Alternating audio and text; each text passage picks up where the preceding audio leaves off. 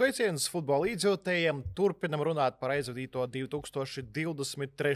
gada virslīgas sezonu. Kārta komandām, kuras ar augstām ambīcijām, protams, cīnījās par medaļām, par Eirokausiem. Esam jau pazaudējuši skaitu laikam, cik mēs te runājam. Goigs Zanamo studijā. Paldies vēlreiz Andrim Grīnbergam.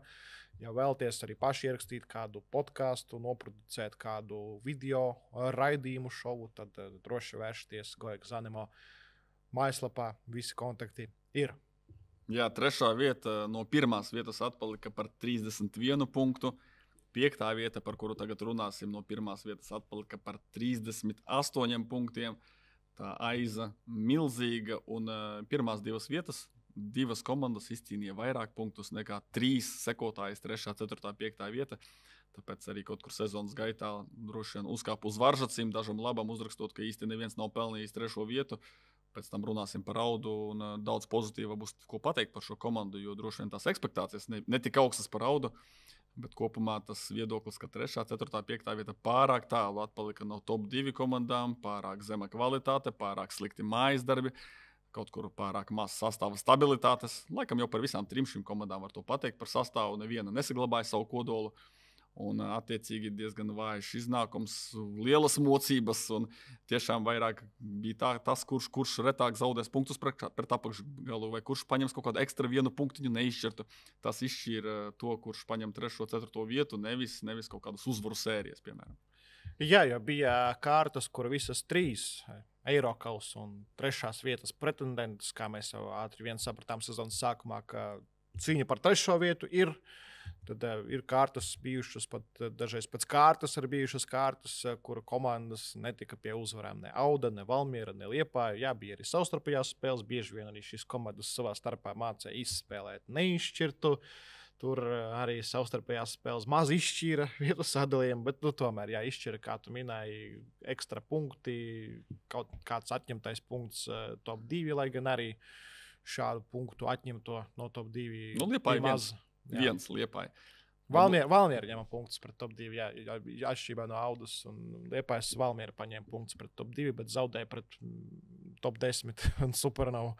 Labi, es atļaušos tā drusku nenopietni sākt, bet tad sākam ar Liepāju, sākam ar pozitīvajām lietām. Liepāja atšķirībā no Valmieras prātā izcīnīt 3 uzvaru sēriju, turklāt pamanījās to izdarīt 3 reizes. Valmierai nereizi neizdevās izcīnīt vairāk par 2 uzvarām pēc kārtas, kas ir šausmīgi. Jā, un šajā vietā es beidzu savu pozitīvo analīzi par Liepāju. Varam mēģināt kaut ko vēl atrast pozitīvu. Būs. Dodovs sniegums. Pret Audu. Veterāns rāda, kā jāspēlē futbols. Pret Audu 4-0 bija. Jā, 4-0 pret Audu. Nē, ja tā atsevišķi ņemam atsevišķas spēles vai atsevišķas notikumus, tad noteikti, ka neviena lieta ir pozitīva. Bet kopumā atkal atvainojiet, ka kaut kur atsaucos varbūt nepareizās valsts kultūru. Bet mēs ar Arkādiju, mums ir tradīcija katru gadu satikties gada beigās. Un, ja negluži iet uz pirti, tad kurināt, cepināt. Un mēs katru gadu cepinām vienu un to pašu komandu. Un kāpēc mēs to darām? Jo nenotiek kļūdu labojums, nenotiek secinājumu izdarīšana un tiek pieļautas vienas tās pašas lietas. Ja pagājušā gadā Tamas Perti atnāca vasarā un pārņēma komandu, vajadzēja remontēt cīņas gaitā un nesanāca izglābt sezonu, komanda palika bez Eirokosiem, varam to akceptēt un pieņemt, ka tiks izpildīti tie solījumi, kurus, starp citu, Tamas Perti Arkādī tev personīgi šī gada sākumā, šī sezonas sākumā izteica, ka šobrīd viņš ir atbildīgs par visu. Viņš uzņemas atbildību, viņš uzņemas sastāvu komplektāciju, manuprāt, arī tāds izskanēja tur. Un galvenais, kas priekš manis, kas ir galvenais, ka bija visa iepriekšējā ziema, viss starpsezonu periods. Tāpat arī bija solījumi par 80% sastāva saglabāšanu. Tā atveru savu Exceli. Tagad jau 95 tiek solīti. Un fakts ir tāds, 95, jā. Fakts ir tāds, ka 31%, bet vēlreiz uzsveru, tas bija iepriekšējā mūsu daļā, es to pieminēju, es taisīju materiālu 10. martā, tātad virslīgas sezonas startā, kad pieteikumu atradās Krišānis Zviedris. Krišānis Zviedris nenospēlēja nevienu maču, patraucēja savienojums, pēc tam viņš komandu pameta. Ja noņemam no Zviedrijas, uzreiz nepateikšu procentu, bet tas ir vēl mazāks, tas ir zem 30%, varbūt 25%. Katrs 5. spēlētājs vai arī ceturdaļa no laika saģenerētā 22. gadā palika arī šogad. Pilnīgi jauna komanda. Tamas pēc kuras tur 4. spēles stāsta, ka viņš vēl mēģina iegūmēt spēlētājiem vārdus. Un tad man ir jautājums, kas tika darīts visu ziemu. Mūsu garais starpsezonas periods Latvijā ir 4 mēnešus. Novembra 2. puse, decembris, janvāris, februāris un marta 1. puse. Un vēl tev droši vien šādu materiālu ir jātaisa sezonas vidū par Liepāju, cik daudz ir palikuši kopš pirmās spēles. Liepāja paveicās pirmo spēli, Liepāja neizvadīja pret Metu, kā mēs jau teicām, Meta tur droši vien, ka būtu uzvarējuši. Vismaz tāda būtu tava prognozes. Pievienojos tai, atgriežamies atpakaļ. Vēl globālas lietas par Liepāju. Pirms sezonas teicu, ja Liepāja pēkšņi ar šādu stratēģiju, kāda jau bija saprotama pirms sezonas ar sastāvu rotāciju, ar dīvainām izvēlēm leģionāru lauciņā, pēkšņi izšaus, tad es pārstāšu ticēt futbolam. Pirms 35. kārtas, kad Valmiera bija tikko piedzīvojusi 1-4 zaudējumu pret Metu un Liepāja nomināli kļuva par favorītu komandu cīņā par 4. vietu. Mazliet, varbūt ne mazliet, bet sāku bažīties savā ticībā futbolam. Varbūt vajadzēja man parunāt ar Jurģi Kalnu, kurš gan bija pārliecināts, ka Liepāja savu darbu izdarīs un punktus zaudēs. To Liepāja ir izdarījis, zaudēja Daugavpilī un Eirokausiem nekvalificējās. Bet atkal atgriežamies pie sezonas sākuma.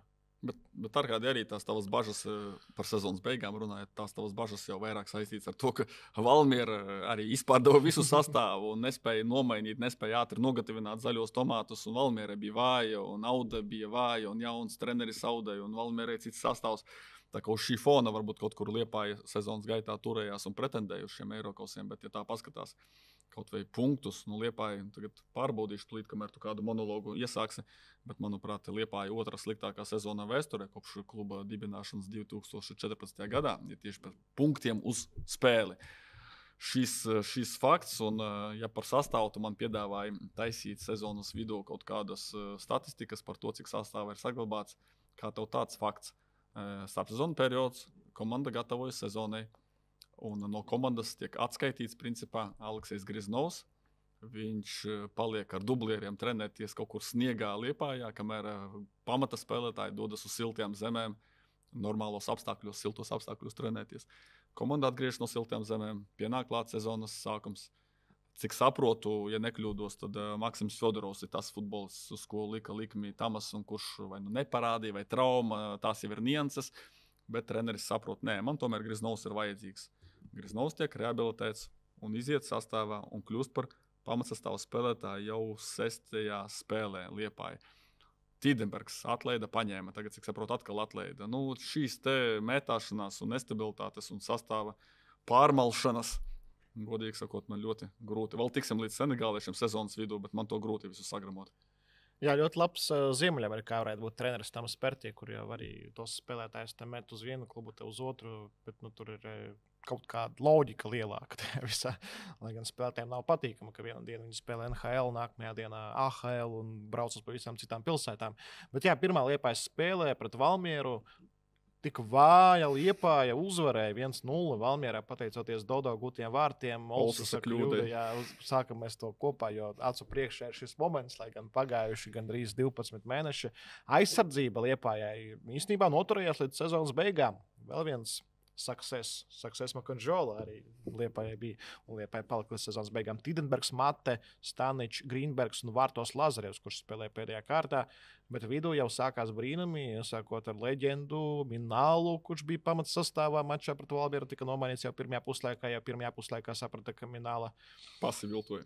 Pārāk vecs un virslīgā nav iedarīgs. Mankendā bija pamats sastāvā, Lukmans Gilmors spēlēja līdz beigām, Martins Anāns. Īstenībā skaties, sastāvs pirmajā kārtā, pirmajā spēlē, tā bija otrā kārta. Gandrīz viss sastāvs noturējās līdz beigām. Nordanos Dodo uzbrukumā arī spēlēja līdz beigām. Jā, bet paņemam otrās kārtas pamatsastāvu. Nevis otrās kārtas, otrās spēles. Kapuns, Valmierā uz maiņu otrajā spēlē pamatsastāvā. Torīvio, Instagram čalis. Var ielikt, nezinu, saglabājas skriņšus, nē. Tālāk, labi, tas pats Nordanos, kurš īsti neko nerādīja. Tad tas pats Fjodorovs, manis pieminētais, nejaucam ar Vladislavu Fjodorovu, tas ir Maksims Fjodorovs, kurš pagājušo gadu pavadīja Tukumā, arī starta 11-niekā. Un tā bilde jau drusku cita. Isā, kurš nāca, nevis Isājos, bet cits Isā, Ganietis nāca otro puslaiku, nospēlēja otro maču, arī pēc tam pazuda. Krautmanis nāca uz maiņu 32 minūtes, pazuda. Un tā mēs varam turpināt. Arī Lazarovs vārdsargs neatradās neviens pamatsastāvā visu sezonu, kurš stabili nospēlētu. Tā kā tā sastāvā izmaiņas diezgan būtiskas. Un šajā vietā es pateikšu tā, ka man acis atvērās. Principā man jau acis atvērās, kad es redzēju starpsezonas periodu un to sastāvu un tā tālāk. Nevēlties ieliku Liepāju 5. vietā. Bet tā tīri sportiskā ziņā, jo virslīga mēdz būt ar pārsteigumiem pilna, kad nenotiek viss loģiski, vai kā mēs te analizējam, sēžam, gudri runājam, un beigās viss notiek pretēji. Bet 3. kārta, LNK Sporta parks, pēc zaudējuma 0-3 pret Rīga, ko Arkādī tu komentēji, un kur Liepāja neparādīja nekādas pretestības pazīmes. 3. kārta pret RFS, un es redzu, kādu futbolu spēlē Liepāja. Vienkārši tas ir autobus, es nebeidošu šī vārda. Liepāja iesēžas pilnīgā aizsardzībā, sargā neizšķirtu 0-0. Jāsaka, ka pat diezgan veiksmīgi, līdz pat otrā puslaika apmēram vidum nosargāja, bet bez jebkādas pretspēles. Un tajā brīdī es sapratu, šie nebūs darītāji. Rīga RFS tas vispār viņam nav nekādā veidā aizsniedzama latiņa. Tur ir tikai domas par kaut kādā veidā autobusa un nosargāšanu vienu punktu. Un arī, ja runājam par 3. un 4. vietu, ar tādu futbolu droši vien grūti vienkārši pārorientēties, ka tu pret pirmajām 2 vietām norocies, nerādi pilnīgi neko, un tad pēkšņi ņem uzvaras par 3. un 4. vietu. Sapratu, ka tas būs ļoti grūti. Tajā brīdī arī tapa man tāda diezgan emocionāla uzruna maniem Patreoniem par Liepājas sniegumu konkrētajā spēlē pret RFS. Kāda tad ir tā pievienotā vērtība un kam dēļ spēlēt ar 8 leģionāriem, 3 savējiem, ja tie 8 leģionāri sēž autobusā pret RFS, sēž autobusā, spēlē dziļu aizsardzības futbolu. Es to loģiku tiešām nesaprotu. Bet tam es Arkādiem daudz ko paskaidroju, un cik sapratu, ir tā cerība, ka tā sadarbība ar Liepājas futbola akadēmiju izveidosies un būs kaut kādas izmaiņas, pakāpeniskas, tad uz to arī ceram. Taču šodien atkal preses konferences ar Tamas Partiju kārtu reizi dzirdēt vārdus, ko viņš pateica, ka pagaidām vēl ne visus pat pazīstu spēlētājus. Šāds citāts izskanēja arī šodien, kad it kā bija atkal visa ziema iedota vienam trenerim. Ar ilgtermiņu strādāt, nokomplektēt kā vēlies, iepazīt visus, izveidot spēcīgu dūri. Atkal izskan teksts, ka pagaidām vēl pat ne visus spēlētājus pazīstam. Tad es kā cilvēks, kurš virslīgā strādāju, kā turnīrā virslīgā vairāk nekā 10 gadus, man ir apnicis to klausīties. Es gribu redzēt saprātīgu menedžmentu, loģiskus rīcības un lielāku ilgtermiņu stratēģiju. Lai kā tas ir varbūt kādam apnicis to klausīties, bet es to atkārtošu tikmēr, kamēr mums katru gadu tiks veidotas komandas no jauna. Tie nav futbola klubi, kas veidojas katru reizi no jauna. Tas ir kaut kas manā skatījumā nenopietnas paviršs. Jā, atgriežoties vēl pie šīs spēles, LNK Sporta parkā, bumbas kontrole 65% RFS, 35% Liepājai. Labi, piespēļu skaitu nav vērts minēt, un sitieni vārtu mērķi 10-1. XG apmēram 3-0,6, apmēram tā, 3-1, 2-0. Tas loģiskais rezultāts bez jebkādas pretspēles. Liepāja bezstrīgi zaudē. Komplektācijas laiks ir beidzies, līdz vasarai transferu periodam ir laiciņš, kas ir jāgaida. Un es neredzēju nekādu gaismu tuneļa galā Liepājai. Kaut gan tieši pēc šīs spēles un manas emocionālās uzrunas Liepāja aizvadīja laikam jau sezonas labāko posmu. 7 mačus pēc kārtas nezaudēja un daudz uzvaras sakrāja pret otro ešalonu. Bet tik un tā es ilgtermiņā neredzēju perspektīvu. Jā, viss pēc plāna, tad tā bija, kā Tamas Partija mēdz atkārtot. Lai gan varbūt Tamas tagad sēdētu arī šeit, viņš teikt, ka nekur Itālijā komandas arī mēdz nosēsties un noslēgties un nespēlēt uzbrukošu futbolu. To dara gan Roma, gan Juventus, gan Milāna. Tā tika līdz Champions League pusfinālam. Ar ko mēs esam sliktāki par šīm vienībām? Kāpēc mēs Liepāju nevaram šādi spēlēt, ja mēs redzam to kā vienīgo veidu, lai dabūtu rezultātu attiecīgajos mačos pret RFS, pret Rīga, pret Tukumu, pret Supernova, pret dažreiz tā bija arī pret otrā ešalona komandām. Es kaut kur atgādinu, ne kaut ko, ka nav nemaz tik slikti īstenībā. Bet, ja par izlasi. Bet, ja runājam par tālāko, patiešām veiksmīgs posms, es gan arī kaut kur, varbūt, lai piedot Liepainieki, kaut kur saskatu arī tur veiksmes faktoru, jo pret Audu 1-1 smags neizšķirts, jo pretiniekiem neīstos brīžos sarkanās kartītes. Mēs runājām par Daugavpili iepriekšējās sērijās, par Daugavpils noraidījumu pie rezultāta 0-0. Tukumam noraidījums, Tīdenberga nereālākais gols no kaut kāda centrējuma sitiena. Tā kā bija spēles, kur arī veicās, arī pret Audu atslēgas mačs 4-0. Ļoti pozitīvi, un Liepainieki paši šo uzvaru izcīnīja. Taču arī Daniels Limbašovs ar savu sarkano kartīti 45. minūtē piepalīdzēja, sniedza palīdzīgu roku. Bet šis pozitīvais posms ir patiešām jāatzīmē. Tas bija labākais Liepājas posms. Liepāja kaut kādā brīdī izvirzījās 3. vietā. Un kaut gan tas redzētais pret RFS lika domāt, ka nekā laba sezonā nebūs. Jāatzīst, ka noteiktā brīdī, pateiksim, maija sākums, nevarēju arī skaļi pateikt, ka manas prognozes piepildīsies un Liepāja finišēs 5. vietā. Bija arī labi rezultāti. Un, ja tā atkal kopsavilkumā pasaka, es uzskatu tā, ka Tamas Pērtie joprojām ir labs treneris. Un viņš valk punktus tur, kur to cita komanda neizvilks ar tādu sniegumu un ar tādu sastāvu. Bet, ja runājam par sastāvu komplektēšanu, un ja viņš piedalījās arī un pildīja sporta direktora funkcijas, tad tur tas novērtējums tieši pretējs tam, ko viņš spēja izdarīt kā treneris. Pēc tās sērijas, kur Liepāja ilgāku posmu nezaudēja, sekoja visu laiku lielākais zaudējums savā laukumā. Liepāja Riga 0-4. Riga sabradāja liepājniekus un pārrakstīja vēsturi. Raivis Andris Jurkovskis sprintā aizskrēja guva vārtus, Soicelo tiešais brīvstiens. Riga bija dominējoša, Tamas Pērtie arī atļāvās. Es pat neatceros pēc kuras spēles, pēc 0-3 vai pēc 0-4. Abas spēles bija. Abos mačos es biju klāt. Pret Riga. Jā, pret Rīgā vienkārši pēc kuras no 2 šīm spēlēm. Tamas Pērtie teica, ka viņi septembrī būs čempioni. Tā kā Tamas Pērtie kā prognožu veicējs, kā sporta direktors, kā treneris, var katram amploā sadalīt vērtējumus. Jā, un tad Liepājai bija visu laiku garākā zaudējuma sērija. Ja pareizi atceros, 5 zaudējumi pēc kārtas virslīgā. Un arī vēsture tika pārrakstīta, un tikai mačs pret Daugavpili pārtrauca Liepājas neveiksmju sēriju. Runājot par rezultātiem, kas tur notika. Daudz kritikas tieši spēlēju un izpildījumam. Lai gan arī atgriežoties pie tā posma, kur Liepājnieki nezaudēja 7 spēles pēc kārtas, tur jau sāk iezīmēties tā tendence, sezonas tendence, ka Liepāja overperformo, proti vāc vairāk punktus nekā tā būtu nostrādājusi un nopelnījusi XG veidolā, veidojot momentus, sitot pa vārtujiem un vispār par spēles kvalitāti. Kā Liepājas spēles kvalitāte bija sliktāka nekā rezultāts uz tablo. Liepājas rokraksts bija sekojošs, centra aizsargi izpilda tālās piespēles brīvajās zonās. Arī jāatzīst un jādod kredīts liepājniekiem, ka šis futbols bija ļoti labi noslīpēts. Jurijs Mate arī tagad ar gara acīm redzu, kā viņš to dara. Kreisā kāja, tāla piespēle, Dodo ieskrien 1-1 vai tiek nogāsts un pendele vai iesit vārtus. Tādas epizodes atceros un arī kaut kur Hračovs, vēl viens Ukrainas spēlē par centra aizsargu. Un Dodo otrajā sezonas pusē Dio un Meļķis, visi šie ātrie skrienošie spēlētāji. Jā, Dodo neskatoties uz savu vecumu joprojām ātras kājas.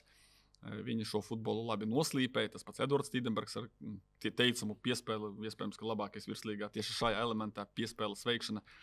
Un, jā, tas futbols, cieša aizsardzība un tālo piespēļu futbols, bieži vien piespēļu kvalitāte, piespēļu precizitāte statistiski briesmīga, bet tas bija saistīts tieši ar to, ka Liepāja komanda, kas izmanto tālās piespēles savā ieroču arsenālā. Un atkal, ja tā ļoti ātri tagad ar kādi jāpasaka, kuri bija saspēles veidētāji, centra pussargi. Labi, tur Kuts iedroši vien tās diezgan arī stabils spēlētājs visas sezonas gaitā, bet centra pussargi nebija tās redzamākās personas Liepājas futbolā. Jā, plus arī sezonas otrajā pusē tīpaši bija raksturīgi, ka Tamas Pērtie visas centra pussargus mainīja jau pirmajā puslaikā. Vēl viens trends, vēl viena tendence, atklājums, kā var vadīt spēles. Nospēlē pusstundu 2 centra pussargi, tu viņus nomaini, pārējie spēlē. Varbūt vēl otrajā puslaikā vēl kādu centra pussargu varētu nomainīt, jo maiņas ir 5, izdomāts tieši šādiem gadījumiem un šādiem treneriem.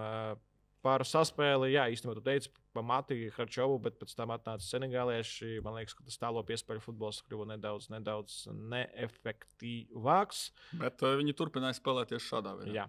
Vēl raksturojums tam, ko tu teici, Liepāja Tukums 1. jūnijas 0-1 Liepāja zaudē. Pēc spēles Kristaps Dišlers sacīja, ka mums bija viegli gatavoties, jo tikko spēlējām pret Supernova, un šīs komandas spēlē identiski. Tālās piespēles un viss. Un turklāt, zinot Kristapu Dišleru, tas nebija pančs, tas bija tiešām viņa tāds godīgs raksturojums. Zini, kā, lai Kristaps neapvienojas, tad lauku cilvēka godīgs secinājums. Viņi spēlē tāpat tādā pašā stilā kā Supernova. Tas arī tieši tā arī bija. Nākamais šoka moments, tiešām man personīgi tas bija šoka moments, lai gan es zināju, kā Liepāja strādā un taisa transferus, bet kad atbrauc 5 senegālieši, es goda vārds, bez kaut kādām tur aizmugurējām domām, Es biju pārliecināts, un šķiet, ka kaut kur arī rakstīju vai teicu, ka labi paņēma senegāliešus, bet tas ar skatu uz nākotni. Un pirmā spēle visi 5 iziet starta sastāvā uzreiz pēc ierašanās Latvijā. Varbūt ne uzreiz, bet vienā un tajā pašā spēlē. Es patiešām biju šokā. Es nespēju noticēt, Arkādija, ka tu kārtējo reizi čatā atsūtīji sastāvus priekšlaicīgi. Es uzmetu acitam un nevarēju noticēt, vai tiešām visi šie 5 nevienam nezināmie senegālieši vienā mačā iznāks vienlaicīgi. Taisnības labāk jāatzīst, viņi to spēli uzvarēja. 3-2 uzvarēja Liepājas Kosmonauti. Jā, tieši pēc tās spēles arī parādījās jauni iesaukti šai komandai, ko pat apspēlēja Riga FC promo rullītī. 5 kosmonauti nolaidās Dakāras piecīši, kā es arī nodēvēju, jo drīz pēc tam sākās dziesmu svētki, un tad dziesmu svētku ietvaros šis kolektīvs no Liepājas ieradās Rīgā, un tieši pēc tam Dakāras piecīši pārtapa par kvartetu, jo savainojās dialogu mačā pret Riga FC, un līdz ar to līdz sezonas beigām Tins, Sané, Fais un Djo spēlē. Djo pa brīdim pelnīja kartītes sarkanās, bet Tins, Sané un Fais bez mazai lielākās minūtes sakrāja komandā, īpaši sezonas otrajā pusē, ja mēs sākam atskaiti tieši no 25. jūnijā. Gribu pakavēties pie šīs spēles, pēc tam arī paturpināt, ka šis 25. jūnijas, manuprāt, ļoti zīmīgs un, kā mēs saucam, atslēgas spēle gan Liepājai, gan Metei un vispār raksturo visu sezonu abām divām šīm komandām. Tūlīt paskaidrošu, kāpēc. Tāpēc, ka Meta, expected points, meta šajā spēlē bija pārāka. Varam norakstīt uz to, ka Liepājai pat ieradušies 5 senegālieši, bet neviens, es tā ceru, neturēja nāzi pie tā maza kakla, ka obligāti viņi 5 jāliek starta 11. Atveru statistiku, Vaiskaut, sitieni 21-9 metas labā. XG 2,4-1,6 metas labā. Tas nozīmē, ka meta ir vai nu jāuzvar ar 1 vārtiem, vai pie lielas neveiksmes jānospēlē neizšķirti. Rezultāts 3-2 Liepājas labā. Ko saka Andris Rihards pēc tās spēles? Starp citu, runājot par metu, šo spēli īpaši neizskārām. Rihards saka, ka lūk, ir atšķirība starp mūsu Puzirevski, kurš izgāja 1-1. Es patiesību sakot, paskatījos video, manuprāt, Arčuns pat normāli aizsita garām bumbu vārtsargam, un tad atskrien aizsargs viens no šiem senegāliešiem un izsit no vārtu līnijas. Liepāja izglābies, un tur tā atšķirība, ka Dodo 35 gadi savus momentus no asa leņķa pret beku, beks izskrien no vārtiem, un Dodo kaut kā pamanās viņam pasist garām bumbu. Puzirevskis it kā arī pasit bumbu, bet nenogādā to vārtos. Liepāja bija labāka, bet Meta bija labāka komanda šī mačā. Liepāja paņēma 3 punktus. Liepāja, neskatoties uz it kā slikto sezonu, savāca vairāk punktus nekā tai vajadzēja izcīnīt pēc visiem statistikas rādītājiem. Meta gluži pretēji šajā atslēgas spēlē zaudēja un savāca mazāk punktus. Tā kā pieredze, vēl viens tēmas par pieredzi un jauniem spēlētājiem. Pieredze uzvarēja jaunatni un kaut kur ekstra realizācija pavelka uz augšu Liepāju, kaut gan tāpat beigās tikai 5. vieta. Jā, pēc tam Liepāja izcīnīja 1 punktu Valmierā spēlē, kur Valmiera dominēja un arī grūti saprast, kādā veidā. Pendeli Niesta pendeli, vēl tur bija iespēja piešķirt pendeli, vai arī ne, Liepājas pendeli bija tāda apšaubāma, jā, bet tajā mačā tur vēl bija, manuprāt, runā, kad Kamilo Menovs visu laiku parādījies un krita, un tur bija Vars, un Vars galu galā nosprieda, ka tā nav pendeli, kaut gan arī mūsu lietuviešu speciālists, un arī man personīgi likās, ka tur tomēr ir pārkāpums pret Kamilo Menu. Tā bija iespēja nopelnīt, manuprāt, otro 11 metru soda stienu tādā mačā. Tieši tā tas arī ir. Vispār jā, Liepāja ir komanda, uz kuras spēlēm, cik saprotu, bija visvairāk. Bieži vien uz Liepāju brauca buseņi un mēģināja saskatīt kaut ko. Arī sarkanās kartītes bija spēlēs ar Liepājas dalību gana biežas. Arī Liepājas pretiniekiem, arī pašiem liepājniekiem. Tuvāk sezonas beigām tur ne visiem nervi turēja, atkal atgriežoties pie Dio kartītēm. Un mačs starp Audu un Liepāju, protams, arī virslīgas klasika. 30. jūlijas Novikovam un Limbašovam sarkanās kartītes. Un Liepāja diezgan arī smagos apstākļos lietu, pielīs laukums pamatīgi. Liepāja izrāva uzvaru. Neizšķirta pret Audu, neizšķirta pret tādām komandām, kuras atrodas augstāk turnīra tabulā. Arī Liepājniekiem bija uzvaras vērtē aizdītajā sezonā, jo tādu labu rezultātu, labu maču pret top komandām Liepāja bija ārkārtīgi maz. Ja par var runāt, cik saprotu, tad situācija sekojoša, ka sezonas otrajā pusē it sevišķi tās komandas, kuras pašas bija gatavas kaut kur atvērt maciņu, nodrošināt to tehnisko nodrošinājumu, pie tām brauca biežāk, un Liepāja šajā ziņā nekautrējās un vēlējās var savā spēlēs, par šo vispār nekādu pretenziju. Kas interesanti, tad nereti tas var kaut kur pat, nevis var, bet tiesas patiešām kaut kur pieņēma lēmumus par sliktu Liepāju, un pēc tam var laboja un var noderēja Liepājniekiem. Tādā ziņā tas tiešām labi strādāja. Varu arī pateikt no savas puses, ka uzskatu, ka vismaz pāris epizodēs tiesneši tomēr nodarīja pāri Liepāja. Tas arī Jāņa Krautmaņa izklupiens pirmajās minūtēs pret Valmieru, vai tā bija sarkanā, neesmu 100% pārliecināts. Un pret Taudu arī sarkanā pēdējā aplī. Pret Taudu pēdējā aplī sarkanā. Sanē, jā. Tieši tā Sanē, kur es vispār godīgi sakot nesapratu, tur tik ilgi skatījās, un man šķita, ka viņi skatās, vai tas ir acīm redzamas vārtu iespējas liekšanas pārkāpums. Nē, tieši otrādi. Es skatīju, varbūt viņi uzskata, ka tas ir kaut kāds rupšs pārkāpums, kur bez mazliet tur izlauž kāju un tam līdzīgi. Tomēr nē, viņi traktēja to kā pēdējās cerības sodu. Paskatoties video, man galīgi par to nav pārliecība, un arī prasīju lietuviešu speciālistam, viņš te nesaskatīja šāda tipa pārkāpumu. Tā kā noteikti Liepāja kaut kādos svarīgos brīžos, arī pat ar visu var. Lēmumi nebija labvēlīgi, spēlē par Taudu, ko tu minēji, tajā spēlē es tur nesaskatīju sarkano kartīti, un tas bija tiešām svarīgs brīdis. Kaut kur arī ieguva, protams, var atcerēties Jomandē noraidījumu, kas varbūt patraucēja Daugavpilī viesos ņemt punktus pret Liepāju. Tas vēl sezonas pirmajā pusē, ja nebūtu vār, tad droši vien sarkanās kartītes tur nebūtu, nepamanītu. Daudz tur var rakstīt par tiesāšanu. Liepāja mūsu vietā to visu izdarīja. Sāka rakstīt vēstules sezonas izskaņā. Vēl viens nesaprotams lēmums un absurds šajā visā stāstā. Bet, tādām komandām kā Liepāja ir vajadzība mums līdzjūtējiem tīpaši, lai būtu par ko pasmieties, pasmaidīt savus Manchester United. Es vēl pagājušajā gadā, kad man zvanīja no Šveices, Liepāja spēlēja pret Young Boys.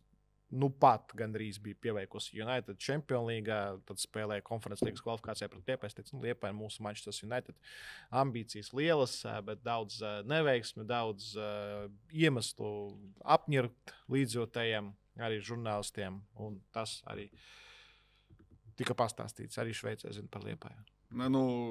Varam tikai ar Arkādiju atkārtoties. Mēs ļoti vēlamies, lai Liepājā paliek profesionāls futbols, lai prezidenta kungam neapnīk to visu darīt. Tikai tiešām mēs vēlamies labāku izpildījumu, un pat ar ļoti vienkāršiem faktiem no malas mēs varam pārliecinoši pateikt, ka Liepāja nedara maksimālo darbu, un tie lēmumi nepārāk kvalitatīvi, nepārāk racionāli. Kaut vai atkal vienā brīdī ieminējos vēl divi fakti. Vecums. Tā mazam patīk sezonas laikā teikt, ka mums ir jauna komanda.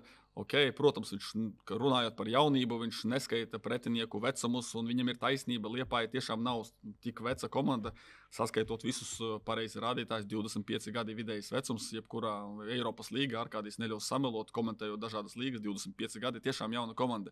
Bet ņemam relatīvi pret pretiniekiem. Liepāja šajā gadā bija otra vecākā komanda aiz RFS.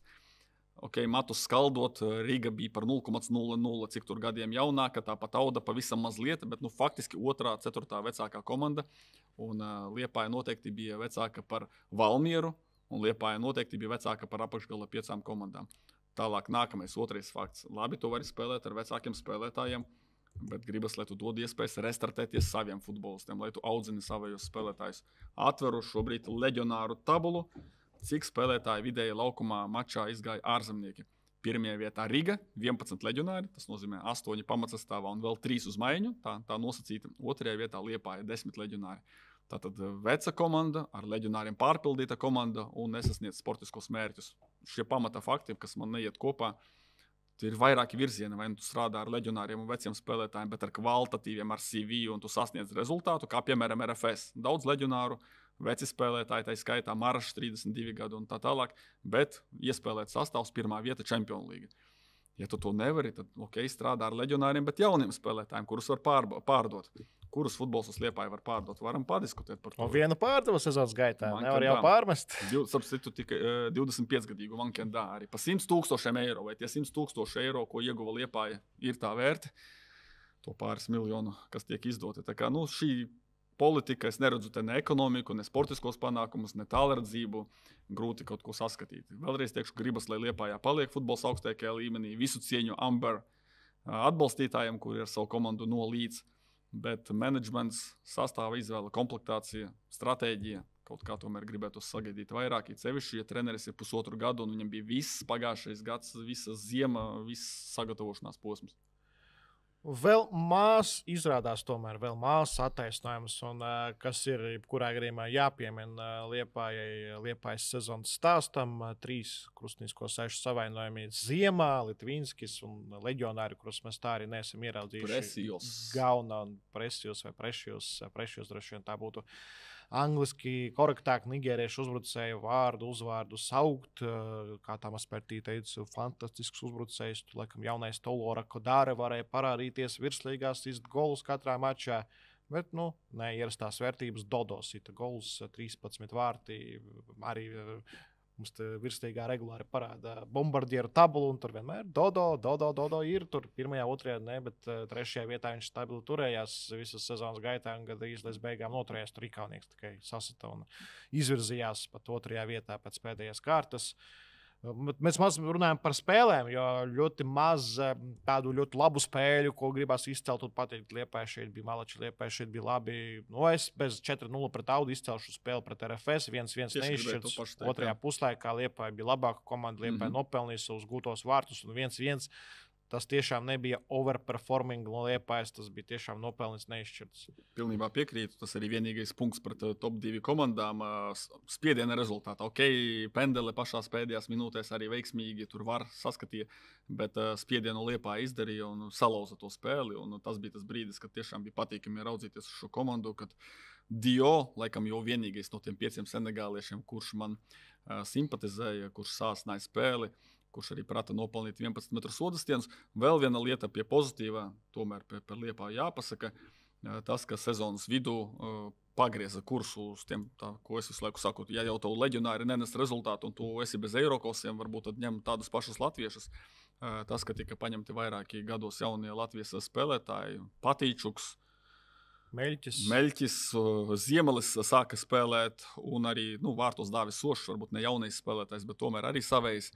Ar Meļķi sastāvā, Meļķa spilgtums uzbrukumā man patika, un viņš piedāvā kaut kādu asumu ātrajās pārējās. Tas ir patīkami, bet atkal retorisks jautājums, kāda būtu bijusi Liepāja, ja? Ok, pieņemsim, ka Patīčuks nebija pieejams un Jelgava viņam maksā 1 miljonu, un tāpēc viņu pirms sezonas nebija iespējams dabūt savā sastāvā.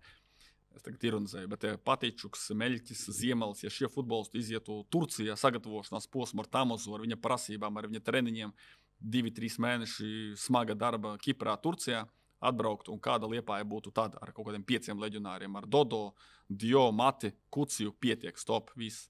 Nevajag Staniču, kurš atbrauc kā aizsargs un turpina kā uzbrucējs.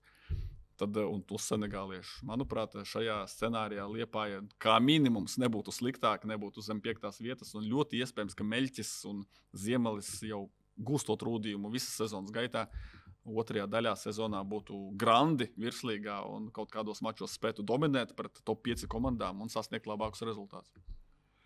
Sezonas izskaņā, Liepājniekiem neizdevās savākt nepieciešamo punktu skaitu, lai kvalificētos Eirokausiem, bet nevar teikt, ka Liepāja bija tālu līdz Eirokausiem. Ja pagājušajā gadā bija jācīkstās ar RFS par 3. un 4. vietu, tieši 3. vieta izšķīra un 3. vieta kvalificējas Eirokausiem, bet Auda no 5. vietas kaut kāds uzvarētāji iekļuva. Tagad Liepāja par 1 pozīciju zemāk nekā pagājušajā sezonā. Audai piekāpās arī distancē un Valmierai par 2 punktiem tikai piekāpās Liepājnieki, bet tur var atrast daudz spēļu, kur Liepāja šos punktus dabūja par spīti kvalitātei, bet Valmiera tieši pretēji savās spēlēs varētu cerēt uz ko vairāk, bet beigās gandrīz tikpat punktus savāca, cik Tamaza Pertīs vadīta komanda. Pie nominācijām droši vien pie top 5 Liepāja viena no 2 komandām, kur izteikts numur 1, visi eksperti, visi balsotāji izcēla vienu.